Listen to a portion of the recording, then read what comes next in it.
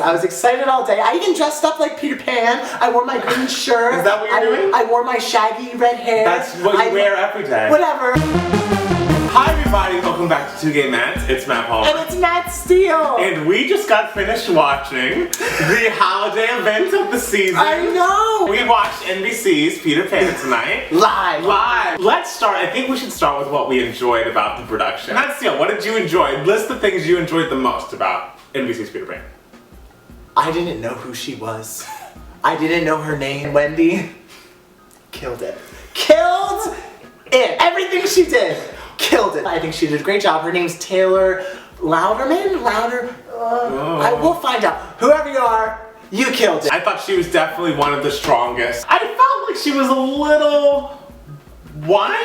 Okay, but Wendy is whiny. She's a whiny character. I haven't seen Peter Pan before. This is my first view of I know this is his first experience with Peter Pan. I know. And Kelly O'Hara as the mother. I mean, we were all expecting, all the Broadway people were expecting, you know, Kelly O'Hara to totally kill it because she's Kelly O'Hara. Hello. Was she like this year's Laura Bonanza? Yes. I thought the sets this year were much better than last year. The sets were really nice. I thought they looked very nice, and they went to different places when they went to Neverland. I was like, oh my goodness. Oh, that's right. You had a problem last year. I really did not. They were just in the house, and I was like, what the hell? But that's how plays work. I didn't like it. You know me, it's like when I watch a music video and they only have one outfit, I'm like, no! I know. Cheap! Yeah, I know, but this Peter Pan had a big budge. Had a big budget. The different camera angles, swooping and flying. Lots of swooping. And all this stuff. It was, the big sets were bigger. It was great. Very high budget. What else did we like? What else did we like? I thought a lot of the chorus boys were attractive. Oh, they were very really handsome. Hot. A lot of the pirates were really hot. Which was interesting. Which was interesting because, you know, they're supposed to be pirates. Right. And evil character actors, and I found myself sexually attracted to all of them. Well, maybe the character actors now have big biceps. I guess, yeah. That's their character, like big biceps. Yeah, like Christian Borle as Smee. Is Smee the friend of Hook? Of Captain. You don't know who Smee is? Did they say his name? Do you know any version of I really don't know him. I knew he never grew up, and I knew Michael Jackson liked him a lot. Do you not know the history of Peter Pan being broadcast live? I mean, like, you've told me it used to be broadcast live in like the 20s or whenever it was. First of all, there's no 20s. They would do it every year. They would broadcast Peter Pan with the original Broadway cast, Mary Martin and Cyril Richard, who both won Tony Awards. Would people not get bored of the same show? No, because it was so good. And because there were also like 5 channels. What else was good? Let's get back to what was good. I don't know, let me revisit my tweets. Allison Blake. She did a better job than I expected her to do. I thought her rendition of Neverland was actually really lovely. Yeah. She was very kind of like boy bandish. Yeah, I was gonna say, she looked like she could have been in one direction. Yeah, and like the way she was looking at Wendy, like she was like... I know! So, what other things would you like to comment on besides the things we liked, Matthew? Oh, the things we thought could have been improved. What did you not like? What did you think? Well, the glaring, huge light bulbs of horrible for me were mostly Christopher Walken related. It was as if he was on SNL, or it was an SNL person doing him as Hook. It's like he wasn't moving, he wasn't acting, didn't change anything about his normal Christopher Walken self. It was just Christopher Walken reads Hook's words in costume while hot pirate men are around him. It was very... It was weird! It kind of reminded me of him reenacting Jacqueline Bisset's Golden Globe speech. Well, I feel like that's a part of his persona. It was just a little low energy. Christopher Walken or everyone?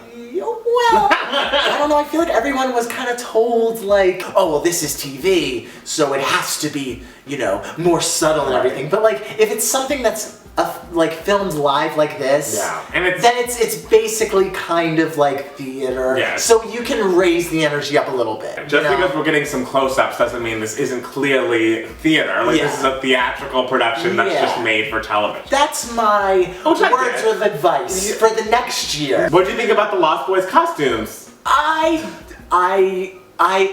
They were dressed as if they were kids in London who went to a private school, and then they were like, no, we hate this, so they rebelled and ran away to Neverland, which is a good idea, kind of, if there wasn't already the line in the script, the Lost Boys are the boys who fall out of their carriages when the nurses are looking the other way. Right. Where the hell did these boys get these uniforms? They're also singing in I Won't Grow Up I will never wear a tie. Did you see the two people in the front? They were like, yeah, I'm gonna undo my tie. It's like, oh, bitch, you're already wearing one. You messed it up. I think it would be cool if like one of the kids was wearing a private school uniform. Right. Because then it would be like, oh, this is the Lost Boy. That's different. The Lost Boys were also directed to not have any distinct personalities, which like in the script they have distinct personalities. And they were all kind of just like a whitewash of, you know. There's a black Lost Boy. There was a black Lost Boy. He was in the back. Sometimes the camera would pan to him.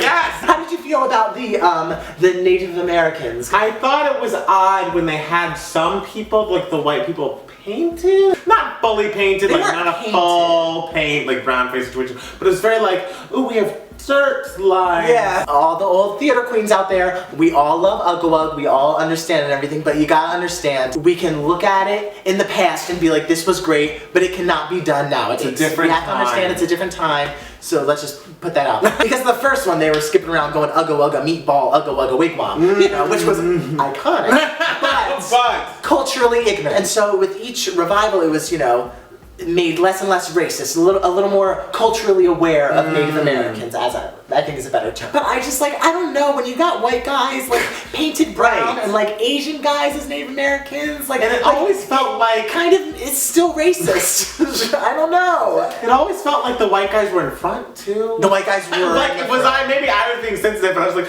why are the black guys and like any person of color in the back all the time? I felt like it was very disjointed. Like I felt like we'd have a solid 15 minutes where we're talking to Peter and Wendy and those little brothers. Then we'd have 15 minutes with Hook, which I always were the most jarring and uncomfortable for me. Peter would be gone for like buckets of time. They gave Christopher Walken a lot more to do because he's the big name, star attached, so they were probably like, we need to give him more to do, but that sort of, like, because his parts were longer, it sort of made you forget about Peter and the actual, you know, plot of the story. Right.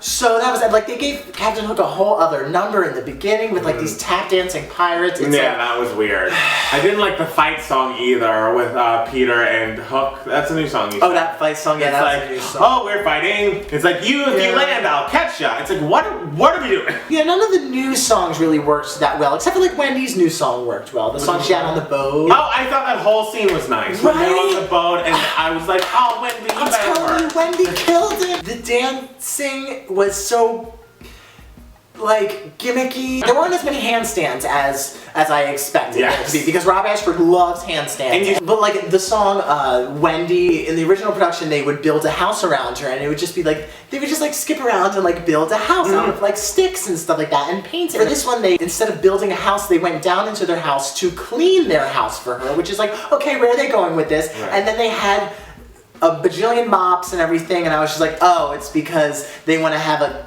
gimmicky dance with the mops and with the brooms and with the brushes and all that stuff. And it's just like, you don't need all that, especially with something like Peter Pan. The great thing about the original vision for Peter Pan, it was Jerome Robbins who directed and choreographed. It was very simple, and it kind of looked like, it was kind of like stupid and like silly. It looked like a child choreographed it. But that's what made it so charming. It was just so genuine, you know? And this was kind of just like, it was great, and the budget was great, and like, and all this stuff, and there was CGI, which was not needed. The CGI Tinkerbell was very... There was CGI glitter. Can we talk about that flying scene? The song I'm Flying, it's supposed to have a lot of energy in it. But this, they kind of just lifted them up, and they all put them back down. And put them back down, and then they all kind of just like dangled for the rest of the number. And because they were all on single, you know, wires, as opposed to double wires, they were all spinning, so they had to constantly like go like this to make the inertia work, so their like body could be facing the camera. And it's just like I don't know, like you spent all this money on all this stuff, like,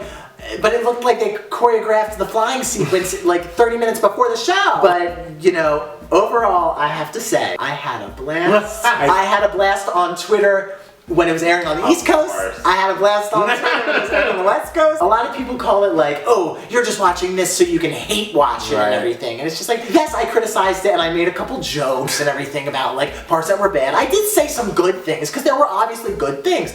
But I didn't watch it to hate watch it. Like, I don't watch a musical because I want to hate it. I watch a musical because I want to love it. Musical theater is my favorite thing in the entire world, so I want it to be good. Especially nowadays, you rarely get something like this. Like, something like this is so special, so we just want it to be done right. Watching with a critical eye is not the same as hate watching it. Watching with a critical eye helps make next year's broadcast better. Whether they like hated it or they were just like, come on guys, like let's be positive about the whole thing. Like people were passionate about it. Everyone was passionate about it, and it was just amazing to see that passion all across America. If you were planning it for next year, Yes. what show would you do? I have no idea. I can't think of like another musical that like would draw in the audience that The Sound of Music or Peter Pan would. Well, as someone who is a casual musical theater fan, as these shows are lovely and nice and like remind people of great eras of time that they love and remember,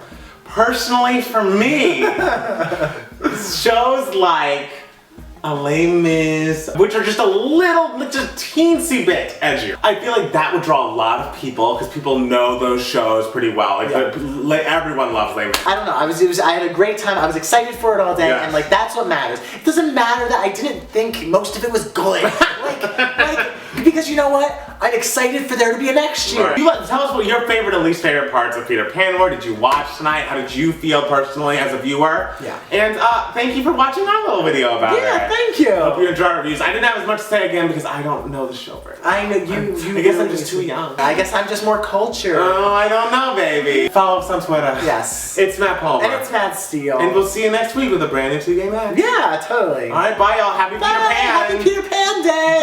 Bye. Bye. Nobody grow up. No, everyone grow up.